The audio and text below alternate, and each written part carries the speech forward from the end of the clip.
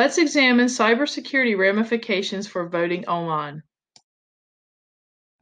In 2002, Congress ordered the Department of Defense to develop an online voting system to increase voting accessibility for all military personnel living overseas. As the DoD worked to develop a system, many states began to pass laws to allow the electronic transmission of voting ballots for local, state, and federal elections.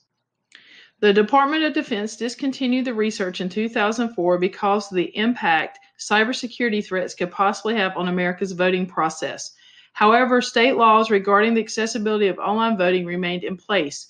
Currently, 32 states allow specific groups of voters to return ballots electronically.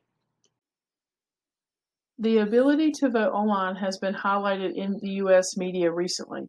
Due to the effects of COVID-19, advocates for online voting are pushing states to implement the practice to increase voter participation by allowing voters to use their own electronic devices to vote. Supporters of online voting argue that new technologies such as blockchain have improved online voting security. Blockchain is a network that uses cryptography, coding, and collaboration among stakeholders to protect voter security.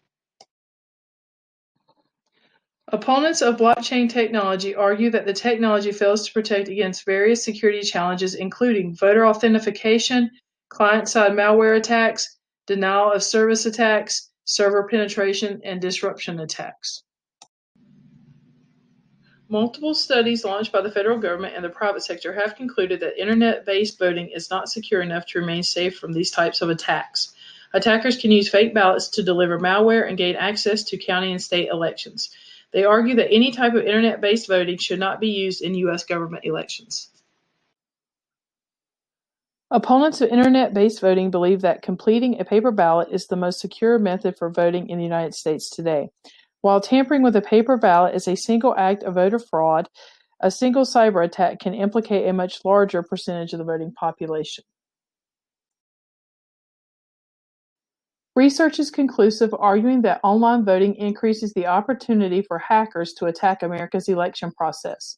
The security protocol that is available today will not efficiently protect the nation's electoral process from malicious actors.